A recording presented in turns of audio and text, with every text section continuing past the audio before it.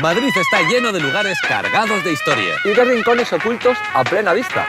Y alguien tenía que contarlo. Soy Lorenzo Gallardo. Soy David Botello. Y esto es El Punto sobre la Historia.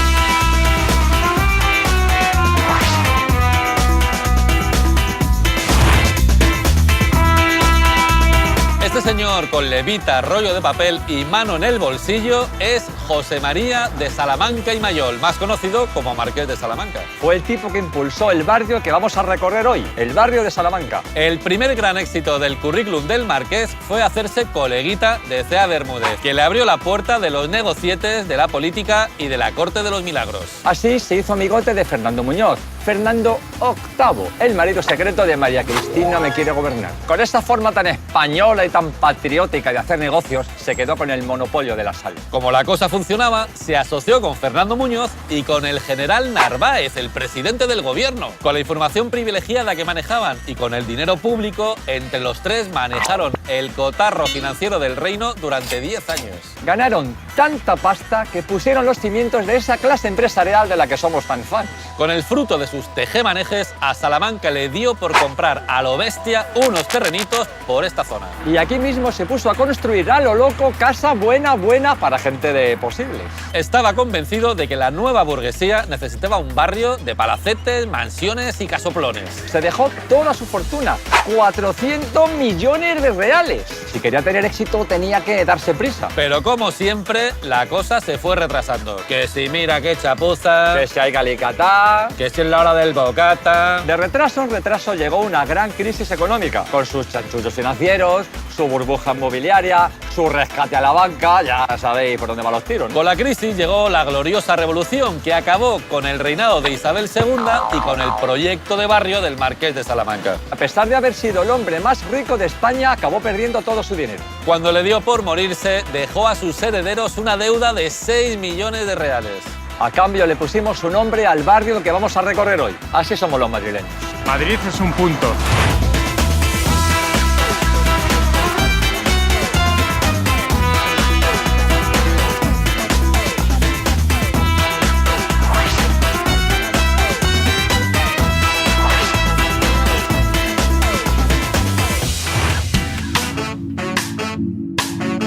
Os voy a contar quién era Lista, porque en principio parece un nombre de mujer, pues no. Era un hombre, se llamaba Alberto Lista. Ahora mismo en nuestros días sería un empollón gafotas. A los 13 años era profesor en matemáticas. A los 14 era bachiller en filosofía. Y a los 20 en teología. Incluso creo que llegó a ser sacerdote. O sea, que este se debía aburrir en la infancia.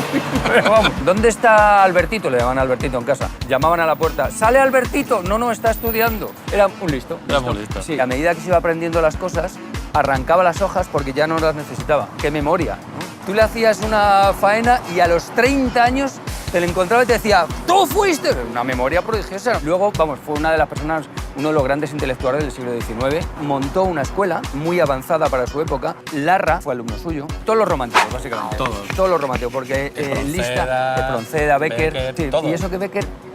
Romántico, yo lo consideraría un poquito más Ñoñón. ñoñón. Le llamaban el patata, cosa que esto nunca se ha sabido. Los alumnos Larra y todos estos le llamaban el patata y les ponía deberes y además era muy estricto el tío, y pasaba lista, o sea, era lo que se puede denominar un profesor cabrón. Y luego le gustaba muchísimo Shakespeare. Aprendió inglés para poder leer a Shakespeare en su idioma materno, ¿no?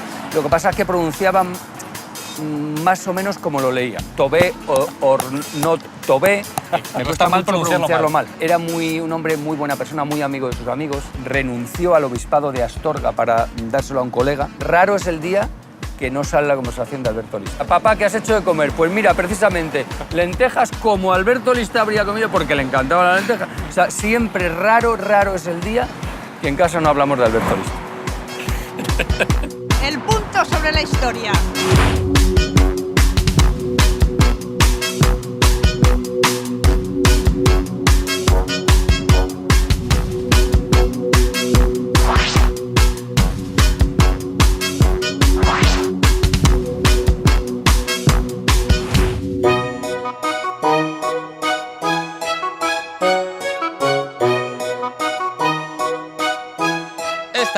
la antigua prisión de Torrijos, donde estuvo preso el poeta Miguel Hernández y donde escribió Las nanas de la cebolla. La historia de Miguel Hernández es una historia de superación. Fue pastor de cabras, pero luchó siempre por ganarse la vida como poeta. Durante la Guerra Civil luchó en el bando republicano. Aprovechó unos días de permiso para marcharse a Orihuela y casarse con Josefina Manresa. Poco después nació su primer hijo, Manuel Ramón, que murió a los pocos meses. 13 meses más tarde nació su segundo hijo, Manuel Miguel, el protagonista de Las nanas de la cebolla. Al acabar la guerra, le detuvieron en Portugal cuando intentaba empeñar un reloj que el poeta Vicente Aleixandre le había regalado el día de su boda. De prisión en prisión llegó a esta de Torrijos. Solo podían pasar a verle los familiares. Como Miguel no estaba casado por la iglesia, a Josefina, atención, jamás se le permitió entrar a verle. Miguel y Josefina nunca dejaron de cartearse. En una de estas cartas, Josefina le hablaba de lo mal que lo estaban pasando. Muchos días solo podía dar de comer a su hijo pan y cebollas. No es que comiera cebolla cruda,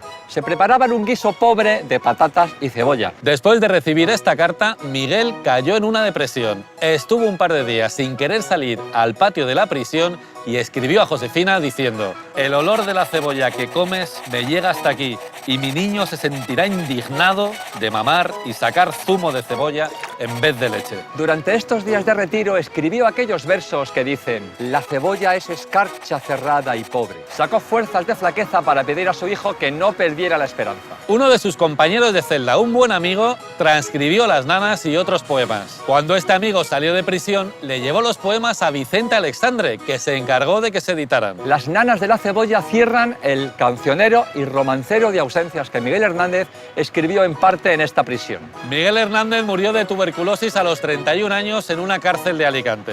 Pablo Neruda, que era amigo, dijo que recordarle era un deber de España. Miguel, va por ti.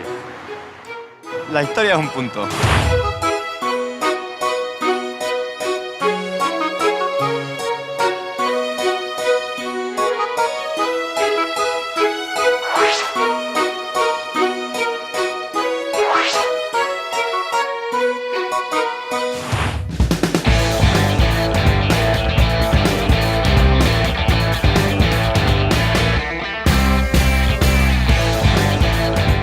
Esta es la historia de una entrevista con una reina recluida. La historia de 3 héroes del pueblo que acabaron decapitados.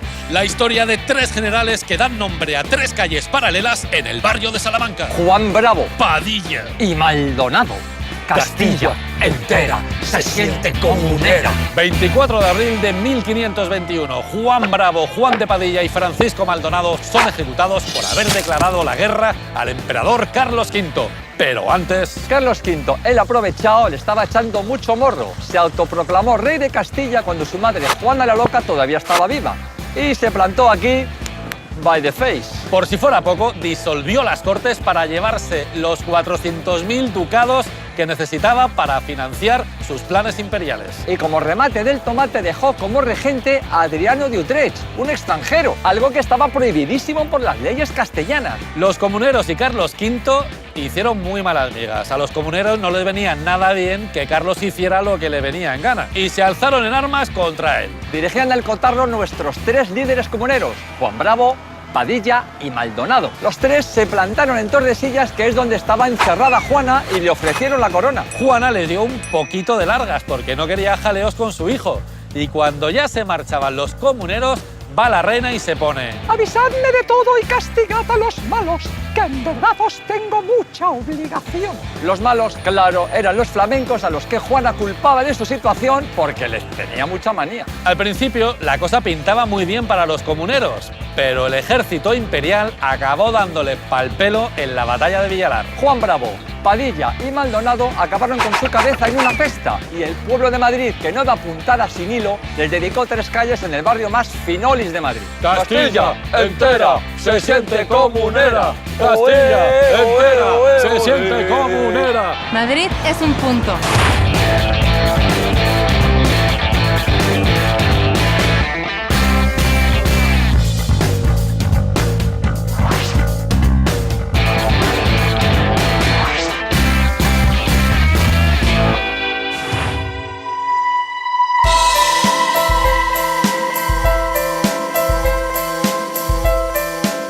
En esta casa vivió Ángel Sanz Briz, el ángel de Budapest, el Schindler español, el embajador que salvó del holocausto nazi a más de 5.000 seres humanos. Ángel tenía 30 añitos cuando le destinaron a Budapest, la capital de Hungría, cuando la Segunda Guerra Mundial daba sus últimos coletazos. Antes de que todo acabara, el Tercer Reich multiplicó las barrabasadas contra la población judía. Cuando lo más fácil hubiera sido mirar a otra parte, Ángel no pudo quedarse quieto. Pidió permiso a las autoridades españolas para frenar la crueldad nazi. Se lo dieron a regañadientes, pero se lo dieron. Echó mano de un decretazo de los tiempos de Primo de Rivera que reconocía que los judíos sefarditas eran españoles. Lo que nunca supieron los alemanes era que el decretazo había sido derogado por la Segunda República. Cualquiera que pudiera demostrar cualquier relación con nuestro país, por lejana que fuera, tenía derecho a pasaporte. Los que no tenían ninguna relación con los sefardíes consiguieron un salvoconducto con el sello oficial de la Embajada Española. Ángel puso a todo trapo la máquina de hacer pasaportes españoles. Dicen que llegó a sacar 30 pasaportes por hora. Pagó de su bolsillo un montón de casas que servían de refugio a los judíos con la bandera española a la puerta y un cartel en el que se decía que era aneja a la legación de España. El Parlamento de Israel le concedió el título de Justo de la Humanidad y le han puesto una calle en el barrio de Brooklyn, en Nueva York. La historia es un punto.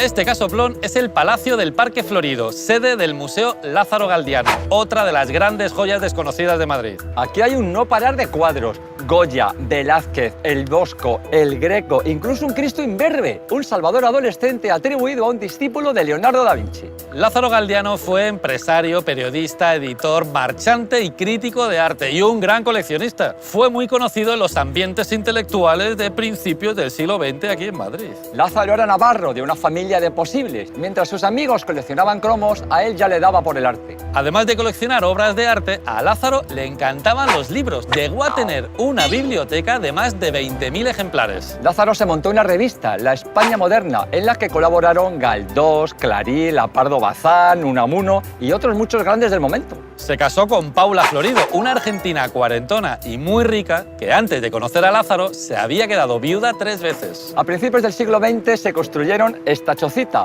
Parque Florido. Aquí dentro los Galdiano organizaron todo tipo de saraos, tertulias, conciertos, bailes, un día sí y otro también salían en las revistas de papel cuché. Cuando a Paula le dio por morirse, a Lázaro le dio por desaparecer. Sus últimos años están envueltos en un halo de misterio. Se los pasó o viajando o en la soledad de su mansión. El misterio quedó desvelado cuando murió aquí dentro y se descubrió que había dejado al Estado toda su colección de arte. Así se creó el Museo Lázaro Galdiano, considerado como uno de los mejores del mundo por su variedad y por la calidad de su colección.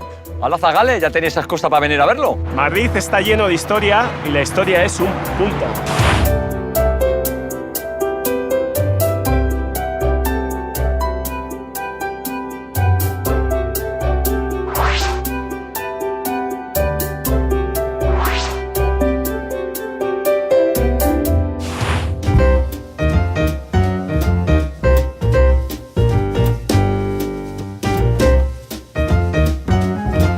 Os he citado la calle Serrano, pero ojo porque esto antes ni era calle ni era Serrano, era el Boulevard de Narváez. Estamos hablando del Madrid del siglo XIX, esa época convulsa. Estamos en plena ortodoxia de la regencia de María Cristina. Esa regencia no funciona. Con lo cual llega Espartero. Y Espartero, sintiéndolo mucho, tampoco funciona. Hasta el punto que se adelanta la mayoría de edad de Isabel II y con 13 años pasa a ser la reina de España. Y ahí ya la cosa parece que sí, que empieza a encajar. Llega ya Narváez, que medrando y medrando, Narváez consiguió hacerse presidente del gobierno. Y él era un militar posteriormente metido a político, y todo hay que decirlo, con un carácter que para qué te cuento, temblaba el misterio. El espadón de Loja le llamaban. Cuentan, de hecho, una anécdota que obligaba a un ministro a firmar un decreto. Y el ministro se sublevó un poco y dijo, pues antes de firmar me cortaré una mano. Y él le contestó, pues usted no se va a cortar ninguna mano. Con la derecha firma y con la izquierda me toca a usted los perendendengues. Eran tiempos muy revueltos. Había manifestaciones por la mañana, por la tarde y por la noche. Ante un tumulto se enfrentó, porque no se achantaba ni a la de tres. Y dijo, vamos a ver, las personas honestas que se vayan a su casa y las personas más chungas que se queden aquí para vérselas conmigo. Oye, desapareció todo el mundo, se quedó solo como la una. Se cuenta que ya en su lecho de muerte, Narváez llamaron a un cura, un sacerdote que llegó a darle probablemente la extrema unción. Y el sacerdote, con toda la buena voluntad del mundo en el lecho del dolor, dijo, hijo mío, tienes que perdonar a tus enemigos. La respuesta de él fue, no puedo perdonar a mis enemigos porque me temo que los he matado a todos. Y el marqués de Salamanca, dueño y señor del barrio, en honor a su querido amigo Narváez, que había fallecido recientemente, le pone el nombre de la calle, Boulevard Narváez. Pero duró poco, porque a los 6 meses estalla la revolución, la gloriosa de 1868, por la cual Isabel II tuvo que marcharse al exilio definitivo. Y ya se cambia absolutamente el nombre y pasa a llamarse calle Serrano, porque Serrano había tenido mucho que ver con esa revolución. El Mario de Salamanca es un punto.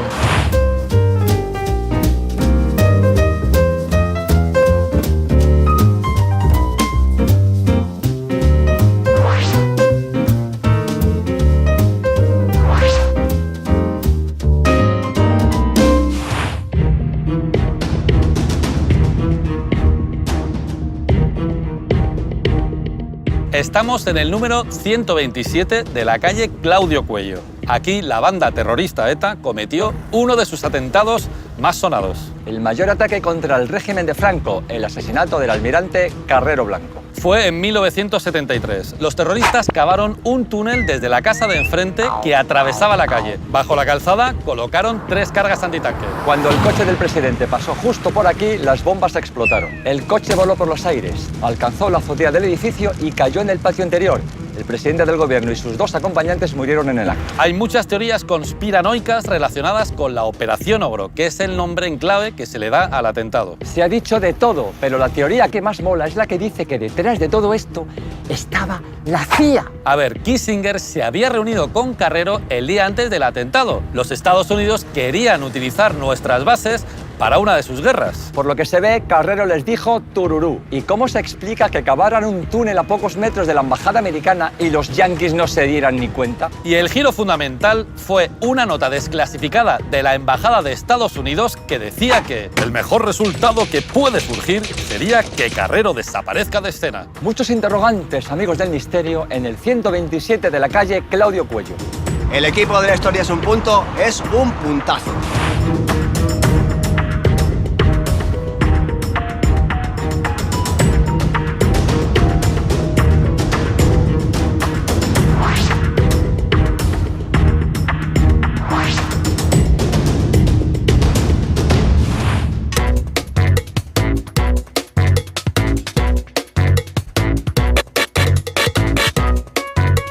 Esta es la antigua sede de la revista Blanco y Negro, fundada por Torcuato Luca de Tena a finales del siglo XIX. Don Torcuato Luca de Tena y Álvarez Osorio fue un periodista sevillano tan empeñado en renovar la prensa española que se montó la revista Blanco y Negro. A Torcuato le gustaba decir que la letra con monos entra. Era de los que pensaban que una imagen vale más que 1000 palabras, por eso llenó la revista de ilustraciones a cascoporros. Torcuato necesitaba un edificio para imprimir su revista y se le ocurrió que igual era buena idea comprar este solar en las afueras de Madrid, en el barrio de Moda. Aquí en la calle Serrano estaban las rotativas, esas máquinas gigantescas desde las que se imprimía la revista. Blanco y Negro batió varios récords. Fue la primera publicación periódica con ilustraciones en todas las páginas. Fue la primera que usó papel cuché y la primera en publicar una fotografía a todo color, pese a llamarse Blanco y Negro. Tuvo prestigio a tutiplén. Por aquí pasó media generación del 98. Los hermanos Machado, Azorín, Lapardo Bazán, un no parar. También escribió aquí Elena Fortún, que presentó en Blanco y Negro el personaje infantil Celia. Con estos detallitos no es de extrañar que durante el primer año el Blanco y Negro vendiera más de 100.000 ejemplares, y eso en un país en donde la gente apenas sabía leer. Al contrario de lo que pensamos, el éxito de la revista Blanco y Negro llevó a don Torcuato a fundar el diario ABC. Pero es muy cómodo porque es el único que tiene grapas. La historia es un punto, el punto sobre la historia.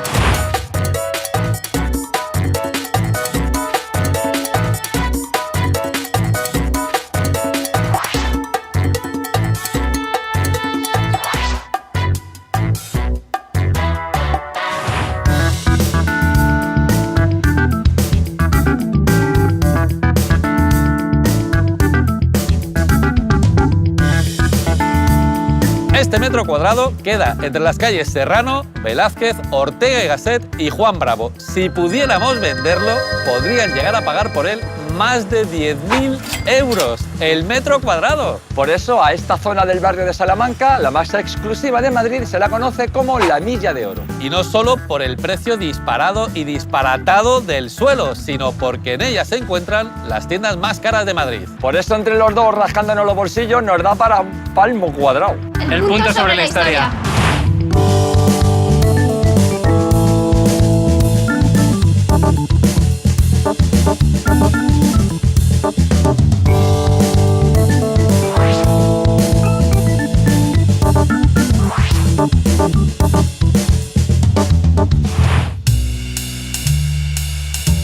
Esta es la cafetería Embassy, el salón de té más famoso de Madrid, que ha sido centro de operaciones de un montón de tramas de espionaje. Todo lo que vamos a contar a partir de este momento es off the record, así que por favor no se lo contéis a nadie. A nadie. Su fundadora, la irlandesa Margarita Kearney Taylor, quería montarse un salón de té al más puro estilo británico. Pronto conseguiría que aquí vinieran a reunirse personas de todo el mundo mundial. Para los que no tengáis ni papa de inglés, embassy no significa envase, sino embajada. Su nombre se debe a la gran cantidad de embajadas que hay en la zona. Con los alemanes y los aliados cerca, estas paredes han sido testigos de encuentros clandestinos, de operaciones secretas y de chivatazos peligrosos. Muy peligrosos. En la Segunda Guerra Mundial, los espías nazis se sentaban al lado de los espías aliados mientras se vigilaban todos de reojo. Y mientras aquí abajo se conspiraba a la hora del té, en la tercera planta, en el piso de Margarita, se escondieron miles de refugiados que huían de los nazis. Allí mismo eran atendidos por un médico. Se les daba comida, documentación falsa y dinero para que pudieran salir del país. Se calcula que más de 30.000 personas salvaron su vida gracias a la colaboración de la cafetería Embassy con los servicios secretos británicos en España. Por Margarita, por su salón de té y por el Imperio Británico. La historia de Embassy es un punto.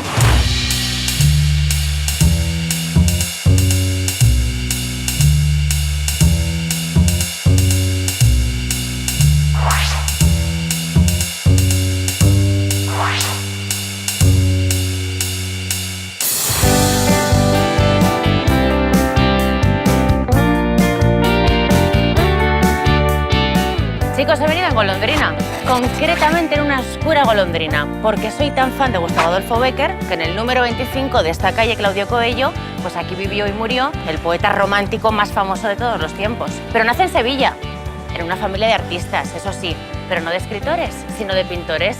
De hecho, Bécquer, que esto no sé si lo sabéis, recibió clases de pintura de su tío. Su tío era buen pintor, pero con pocas cualidades para predecir el futuro, porque no sabéis lo que le dijo. Nunca serás un buen pintor, sino un mal literato. Pues a pesar de esa advertencia, Bécquer se trasladó a Madrid y enseguida no le costó nada, empezó a escribir en revistas y sobre todo a conocer la vida bohemia de esa época. Pero no todo fue bueno, chicos. Le diagnostican tuberculosis, una enfermedad que le va a acompañar ya a lo largo de toda su vida. Esto, claro, hace que se meta en una profunda tristeza, pero aparece el amor. Bécquer se enamora profundamente de Julia Spin y es ella la que le inspira para escribir sus famosas primeras rimas. ¿Qué es poesía? Dices mientras clavas en mi pupila tu pupila azul. ¿Qué es poesía? Y tú me lo preguntas. Poesía eres tú. Pero no pudo ser. Pues que a Julia no le gustaba esa vida bohemia que tenía el escritor. Bécquer es verdad que está siempre como muy triste, pero recupera la ilusión. ¿Con quién? Con Casta Esteban. Con Casta se casa e incluso tienen 3 hijos. Pero no penséis que aquí ya se pone contento, porque Casta le es infiel. Pero no os voy a contar más, que el tercer hijo no es de Bécquer. Pero es que después se le muere el hermano, que entra en una depresión y que prácticamente no levante cabeza. Entonces un día de diciembre de 1870, que hace un frío que pela, pues él se empeña en viajar en la terraza descubierta de esos tranvías de caballos de la época. Coge una bronquitis. Bécquer muere 8 días después a causa de esa bronquitis en esta casa en la que estamos. Sus últimas palabras fueron todo mortal. Era tan romántico que hasta el día de su muerte hubo un extraño eclipse de sol. Pero aún os voy a contar más. Un pajarito que acaba de pasar por aquí y que vive en la casa de Bécquer me acaba de contar que a día de hoy Bécquer aún se le aparece. Madrid es un punto. El punto sobre la historia.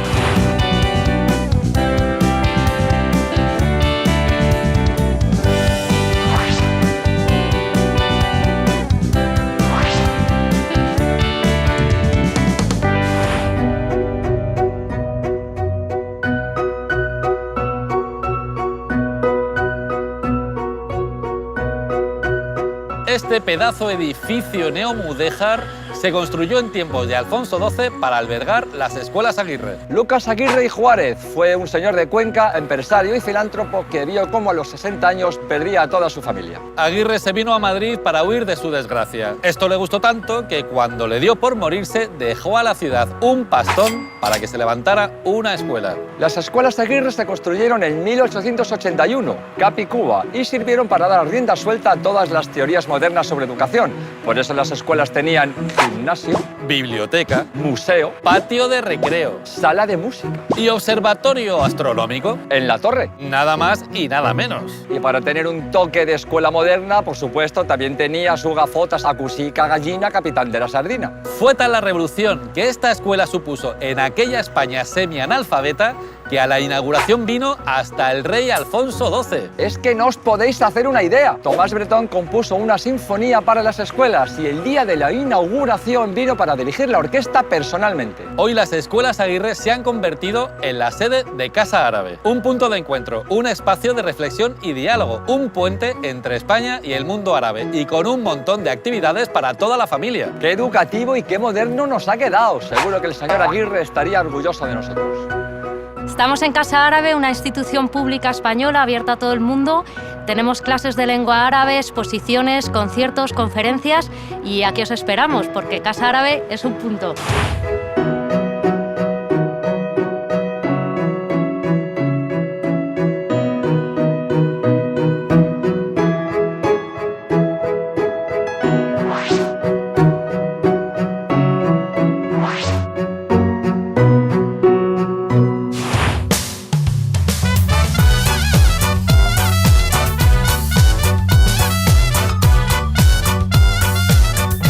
Más o menos por aquí estuvieron los Campos Elíseos, el primer gran parque de atracciones de la ciudad de Madrid. Según la propaganda de la época, era muchísimo mejor que los de otras capitales europeas. ¿Dónde va a parar? La gente bien del Madrid de Isabel II, comerciantes, burgueses, nobles y rentistas, tenían mucho tiempo libre y les encantaba pasárselo en grande. Por eso alguien pensó que sería buena idea construir, siguiendo la moda de París, unos jardines de recreo que estarían más o menos tal que por aquí. El Jardín de los Campos Elíseos llegó a tener un teatro para 2000 personas, un salón de baile, una montaña rusa, una ría navegable y una placita de toros. En esta placita de toros debutó el elefante Pizarro, famoso en todo Madrid. Era capaz de descorchar botellas en público y de darse a la bebida en privado. Un día se escapó, se fue a la bodega del parque, se bebió hasta el agua de los floreros y se fue de marchuki por todo el barrio.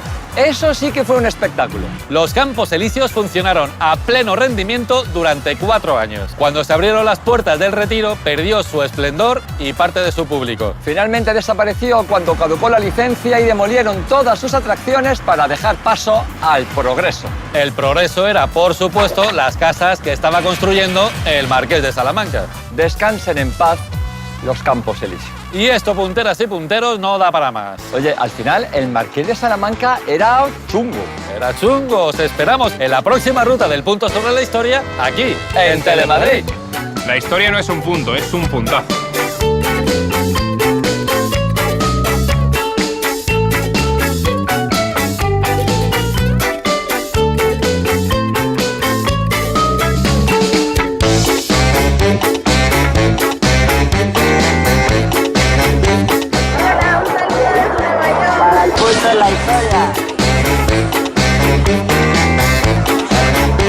Un saludo para México desde Madrid. El punto sobre la historia. Desde el punto sobre la historia.